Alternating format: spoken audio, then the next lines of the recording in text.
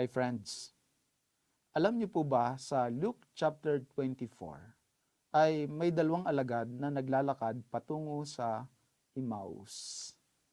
And during this time, ang wika ng banal na kasulatan ay they were downcast. They were broken-hearted sapagkat sila ay nakaranas ng isa sa pinakamasakit, traumatic na pangyayari sa kanilang buhay. Namatay ang ating Panginoong Hesukristo ng Friday.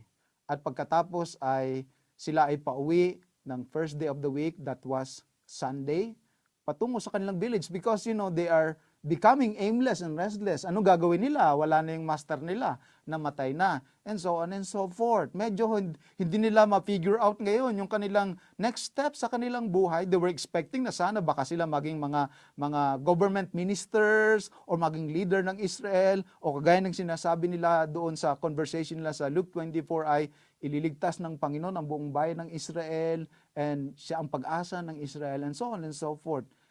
Pero itong dalawang disciple na ito is in a state of shock, in a state of confusion, which many of us sometimes are going through. We just simply cannot understand what happened. And how do we move forward? And we cannot see God in the picture. Sabi dito sa Luke 24, nang sila ay naglalakad na, ay nag-join sa kanilang ating Panginoong Jesucristo. You know the story very well. Pero hindi nila nakilala ang ating Panginoong Jesucristo. Ang dahilan ay marahil ay marami, pero ipipresent ko sa inyo kung bakit minsan hindi natin makita while Jesus Christ Himself is walking among us, walking with you. He has not abandoned you when you think that all is lost. But Jesus was right there. But you simply cannot see Him, cannot feel Him, and cannot understand the situations you are in. Ito po ang ilang mga dahilan. Number 1, mali ang inyong tinitingnan. Sa verse 17 ng Luke 24, ito po ang ating mababasa. He asked them, "What are you discussing together as you walk along?" They stood still, their faces downcast. O, di ganito ang itsura ng mga mukha nila, their faces downcast. Of course, they were broken-hearted. Of course, they were severely disappointed. Their hopes were dashed and broken into pieces. They just can't simply figure it out. For 3 years, kasama nila si Jesus. They knew that He can do wonders, He can create miracles. Then suddenly, over that weekend, He just surrendered Himself against the mighty strength of the Roman army, the Roman soldiers.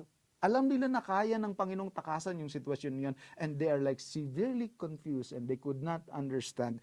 They keep looking at it on the negative side of what happened. Alam mo, minsan kapag may masamang nangyari sa iyo, tapos imamagnify mo pa, sasabihin mo nang sasabihin iyon, hindi mo tinitingnan kung ano ang possible na mabuting magiging resulta noon, imamagnify mo, ikukwento mo pa, mas maraming madidiscourage, ikukwento din mas maraming madidiscourage. At the more mo kasi biniverbalize ang isang bagay, the more na siya nakikrystallize sa iyong brain, sa iyong isip. If you are in the habit of, just making mention of the negative, focusing on it, medyo mahirap mo makita ang ating Panginoong Hesukristo. Natural, yung mata natin ay dadalwa at kung saan siya nakafocus, yun ang ating nakikita.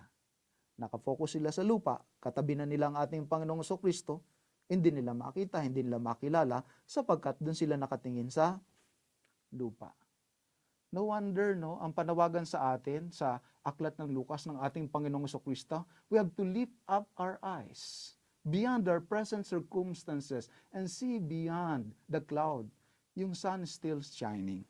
Number 2, hindi nila nakita at nakilala ang ating Panginoong Hesukristo, mga minamahal, dahil sabi dito sa verse 21, "But we had hope that He was the one who was going to redeem Israel. And what is more, it is the 3rd day since all this took place." Mali yung kanilang tinitingnan, mali din yung kanilang inaasahan. Mali yung inaasahan nila na gagawin ni Jesus. And for the longest time in the ministry, this one thing I realized, mga minamahal. We have somehow tend to box God. I-describe natin ang job description ng Diyos. Anong gagawin ng Diyos? Anong itsura ng aksyon ng Diyos? Tapos mabilis ma-discourage kapag iba yung ginawa ng Diyos. Akala natin, sino-short-change tayo ng Diyos. And God was having party sa mga miseries natin sa ating buhay, no, mga minamahal. Minsan, mali lang yung ating ini-expect na gagawin ng Diyos. Maliwanag namang nakalagay sa banal na kasulatan, ang kanyang kaparaanan ay mas mataas kaysa sa pinakamataas, mas malawak kaysa sa pinakamalawak, mas malalim kaysa sa pinakamalalim. Mabuti na kapag tayo ay umaasa sa ating Panginoong Diyos, hintayin natin kung paano niya gagawin. Of course, meron tayong mga specific na mga expectations sa ating Panginoong Diyos. Pero kahit na yung mga specific expectations natin sa ating Panginoong Diyos, isusuko natin sa Kanyang will. Para nun siya yung Diyos, tayo yung tao. Hindi tayo yung Diyos, tapos susundin tayo ng Panginoong Diyos talaga. Na parang tinitake natin yung Kanyang place. Number 3, sabi sa verse 25, kinonfront sila ng ating Panginoong Jesucristo, although hindi pa nila nakikilala. Sabi niya, how foolish you are, and how slow to believe all that the prophets have spoken. Did not the Messiah have to suffer these things and then enter His glory? Kaya pala nila hindi nakita ang ating Panginoong Jesucristo. Kaya pala sila nagpipiti party at punong-puno ng discouragement, while in fact they should be like celebrating. While in fact, they should be joyful. They should be ecstatic because the Christ is risen. He is alive. He has conquered the grave.